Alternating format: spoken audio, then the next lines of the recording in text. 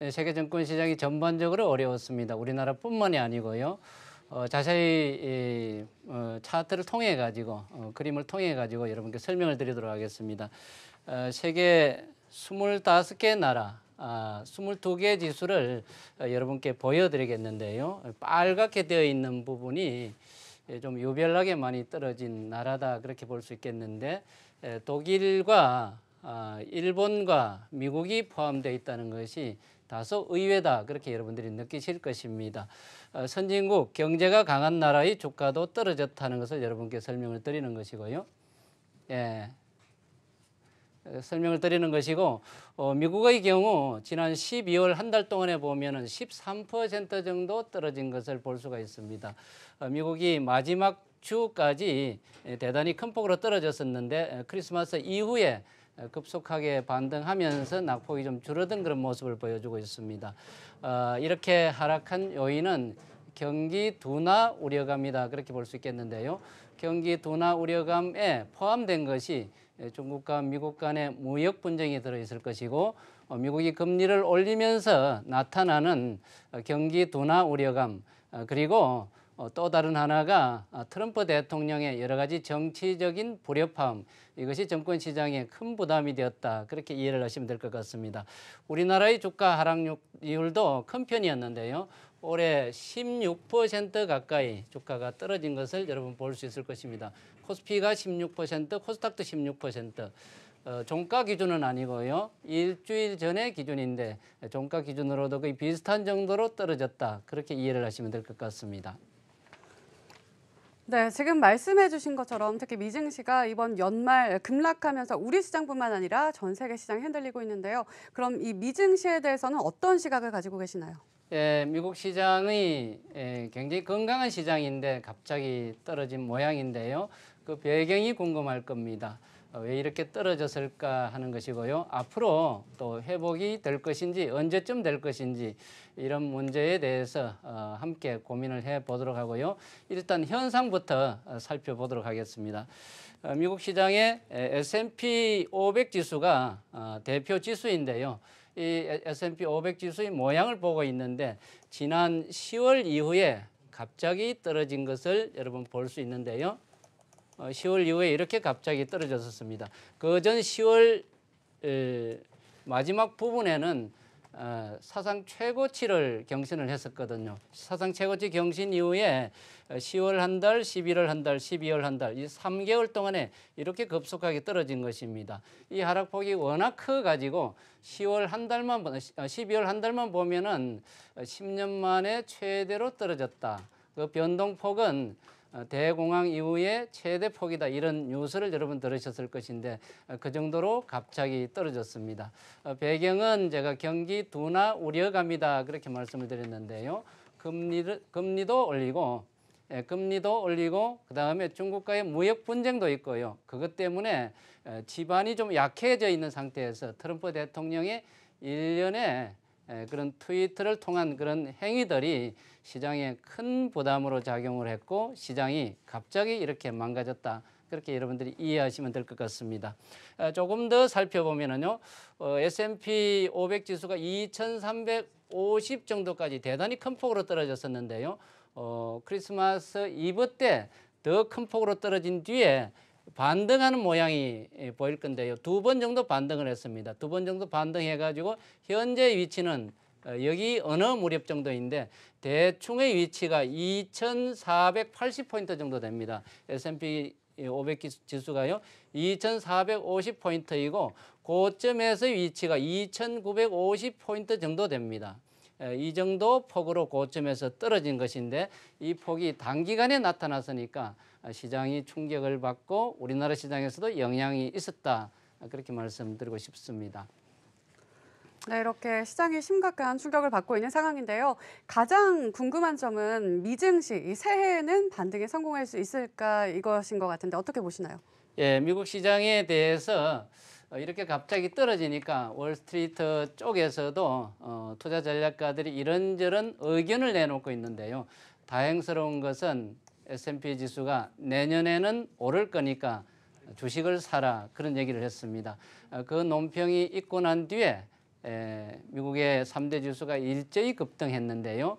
이틀째 미국 시장은 반등을 했는데 2019년도 미국 시장이 상승할 확률이 대단히 높다. 단기에 이렇게 떨어진 경우 대공황 이후에 한 번도 오르지 못한 해가 없었다. 즉 성률이 100%니까 주식을 사라. 그렇게 얘기를 했던 것이거든요. 좀 더 자세히 살펴봐 드리면은 세계적인 투자은행 모건 스탠리를 비롯해 가지고요. 여러 기관에서 S&P 500 지수의 2019년도 전망치를 내놓았는데요. 적게는 2580에서 높게는 3250포인트까지 갈 것 같으니까 지금 이렇게 많이 떨어져 있을 때 주식을 사라 그랬던 겁니다. 그래서 지난 이틀 동안에 미국 지수가 그렇게 큰 폭으로 반등했다. 그렇게 보시면 되겠습니다. 그중에서 주목되는 투자은행 JP 모건사의 경우를 좀 예를 들어서 설명을 해드리겠는데요. 이 회사는 S&P 500의 2019년도 내년도 목표치를 3,100 정도로 높게 잡았습니다. 다른 기관보다는 조금 후하게 이렇게 잡았는데요. 조금 더 배경을 좀 더 설명을 드리도록 하겠습니다. 가장 큰 이슈가 내년도에 미국과 중국 간의 무역 분쟁을 일으키고 있는데 이 협상 과정이 세 가지 시나리오로 나타나고 있는데 최고 첫 번째 시나리오 확률이 높다는 것입니다. 첫 번째 시나리오 확률이 55% 정도로 본다 그러면은 이 파란색의 면적이 굉장히 넓게 나타나고 있죠. 이 경우에 가장 낙관적으로 원만하게 협상이 타결되어 가지고 그럴 경우에는 S&P 지수가 3260포인트 정도까지 오를 수 있다는 것입니다. 그러니까 상당히 20% 이상 30% 정도 S&P 지수가 오를 수 있다고 그렇게 전망한 것이거든요. 두 번째의 경우가 다소 확률은 적습니다만 35% 정도 되는데요. 이것은 좀 중간 정도의 레벨이 되겠죠. 중간 정도의 레벨이 되겠는데 3,000포인트 정도까지 오를 수 있겠다. 그냥 원만하게 좀 주고받고 하는 형태가 되겠죠. 이 정도면은 3,000포인트 정도 될 것 같다 그러는 것이고요. 그게 아니라 협상이 잘못되어 가지고 파국에 이른다 그러면은 S&P 지수가 지금 정도로 떨어질 것 같다. 2,520 정도까지 떨어질 것 같다는 것이거든요. 이 세 개를 조합해서 수치를 내놓은 평균 수치가 3,100이라는 수치가 되겠습니다. 조금 복잡한 구조라서 이해가 되실지 모르겠는데요. 그 정도로 미국의 투자은행들이 중국과 미국 간의 무역 분쟁 문제를 내년도의 최고의 화두로 보고 있다 하는 설명이고요. 내년도 S&P 지수는 오를 가능성이 대단히 높다. 그렇게 결론을 내리겠습니다. 네, 내년도에는 S&P 지수 오를 가능성이 높다고 말씀해 주셨는데요.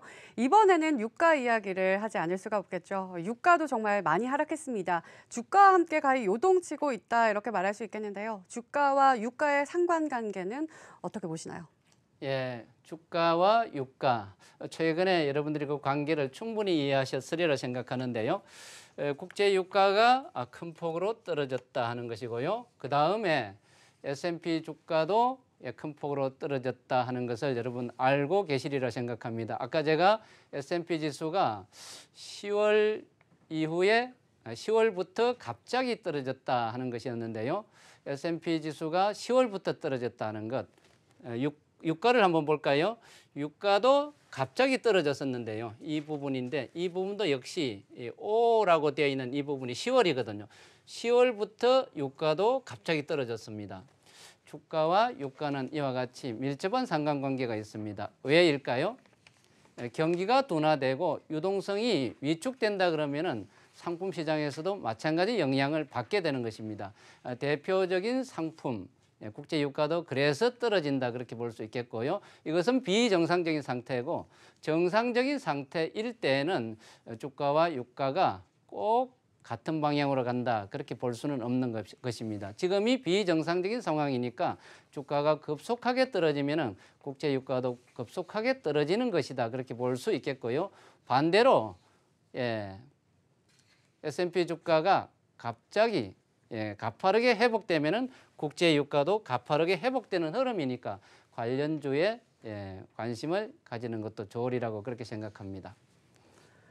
네, 알겠습니다. 이제부터는 여러분들이 가장 궁금해하실 우리 시장 이야기를 해볼 텐데요. 2019년 코스피 새해 전망과 함께 가장 주목해봐야 할 것들 어떤 것들이 있는지 짚어주시죠. 예, 우리 시장 역시 내년도가 이제 주목되는 그런 한 해가 되겠죠. 중국과 미국과의 무역 분쟁의 후유증도 생각을 해야 될 것이고요. 그 다음에 남북 관계도 생각을 해야 될 것이고, 그 다음에 미국이 금리를 많이 올렸는데요. 우리나라하고 미국 간의 금리 차도 생각을 해야 될 것입니다. 외국인 수급에 영향을 끼치기 때문에 그렇습니다. 이런저런 것을 다 감안을 하고도요. 우리 시장에서 우리만의 요인이 있습니다. 여러분도 잘 아시겠습니다만은 국내 경제 지표들이 빠르게 하락하고 있다. 경기가 둔화되고 있다는 것이 큰 부담입니다. 특히 반도체가 정점을 지나고 경기가 하강하는 그런 속도가 가팔라지고 있다는 보도도 들으실 것이고요. 자동차 분야에서도 매출이라든지 영업이익이라든지 이런 부분이 줄어들고 있다. 그래서 기업들의 주가 하락 압박을 받고 있다. 이런 것도 문제가 될 것이고요. 그것보다는 더 근원적으로는 여러분 최저임금 인상과 관련된 현재까지 불협화음을 듣고 계실 것입니다. 지난 1년 동안의 이 최저임금 인상으로 인한 경제 부분의 부작용에 대해서 많은 논의들을 들어왔을 것이고요. 그런데 내년도에는 올해의 여건보다도 더 큰 압박을 받는 여건이거든요. 이것을 우리 경제가 과연 수용할 수 있을지에 대한 문제, 이것이 우리나라 지수에 큰 영향을 끼치는 요인이다 그렇게 보시면 될 것 같고요. 따라서 우리나라의 주가 지수 전망도 이것과 연동되어 가지고 변동성이 크다든지 아니면은 전망을 하는 그 폭이 넓다든지 그렇게 여러분들이 이해를 해야 될 것 같습니다. 조금 더 자세히 살펴봐 드리면은요.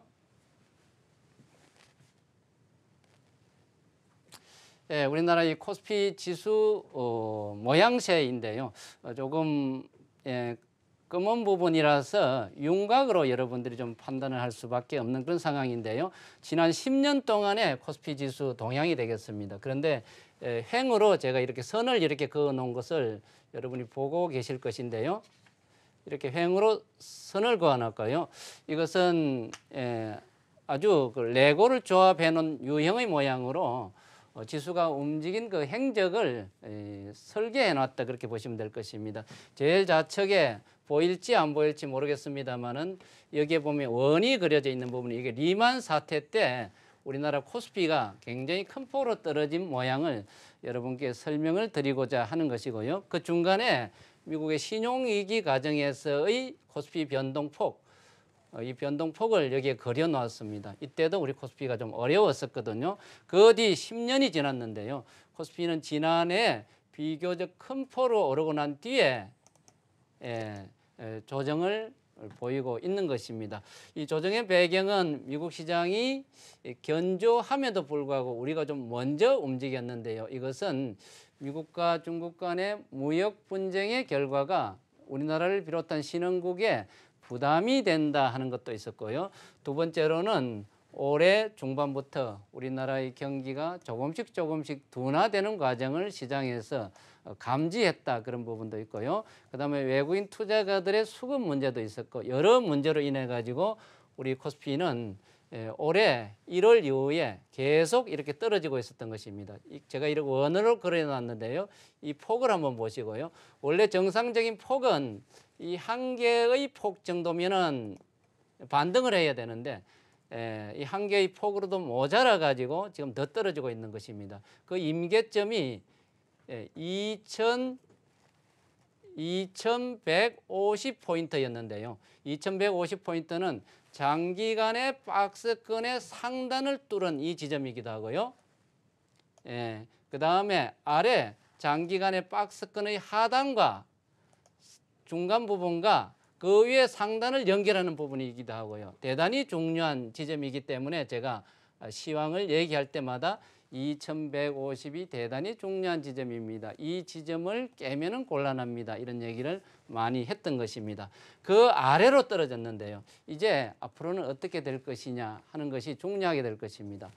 제가 아까도 설명을 드렸습니다마는 제일 눈에 들어오는 것이 최저임금 인상과 관련된, 여러분들은 자영업자 이런 쪽을 생각을 많이 하시는 것 같은데요. 그 부분은 제외하고라도요.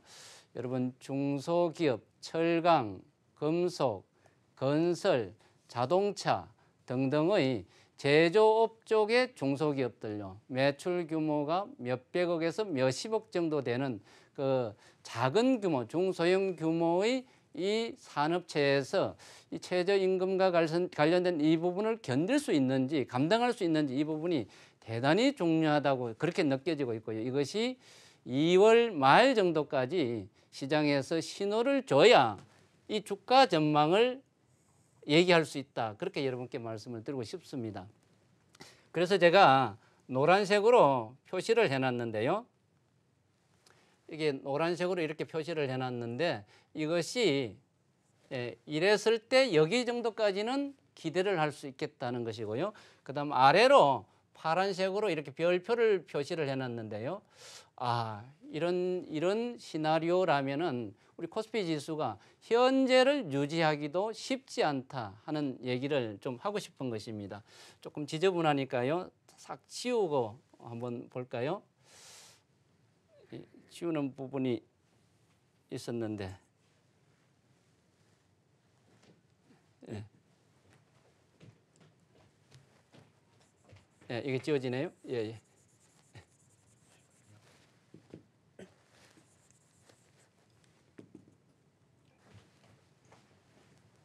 예, 2150이라는 지점요. 2150이라는 지점은 그렇게 큰 부담이 없었을 경우에 자연스럽게 회복할 수 있는 코스피의 지수다. 그렇게 보시면 되고요. 이 지점은 항상 중요한 지점이었기 때문에 그쪽 부분은 자성이 있어가지고요. 끌어당기는 힘이 있어가지고 2150은 금방 올라갈 수 있는 위치다. 그렇게 보시면 될 것입니다.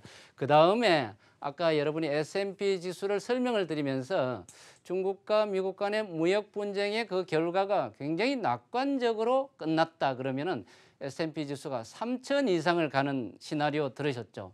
마찬가지로 그 경우라 그러면은 우리나라의 코스피 지수가 그 위에 2420을 갈 수 있다는 그림을 여러분들이 생각을 하시면 될 것 같습니다. 그 다음에 그게 아니라 나쁜 방향으로 중국이 깨지는 경우입니다. 미국과 중국 간의 무역 분쟁의 결과가 중국의 파괴 과정으로 이어진다 그러면은요. 우리 코스피 지수도 그 아랫단으로 1700이라는 숫자를 여러분 볼 수 있을 것입니다. 이 1750포인트를 제가 방송에서 간혹 설명을 드렸는데 이것은 중국이 깨졌을 때의 경우입니다. 중국이 크래시가 났을 때. 이 경우가 아니라면 우리는 당연히 이걸 생각할 필요는 없는데 중국이 무역 분쟁의 그 결과로 큰 충격을 받는다 그러면 우리도 여기 정도까지는 생각을 해야 된다는 것이고요. 그 다음에 중국하고 미국과의 무역 분쟁의 결과가 원만하게 해결이 되고요. 대신에 우리나라만의 문제, 최저임금 인상과 관련된 부분, 자동차 부품사와의 관계 부분 등등 우리 제조업 쪽에서 활력을 회복하지 못하고 더 어려워지는 과정이 이어진다 그러면은요. 우리 코스피 지수는 1900포인트 아래 1880포인트 여기도 안심할 수 없다 하는 시나리오를 여러분께 소개를 해드리겠습니다.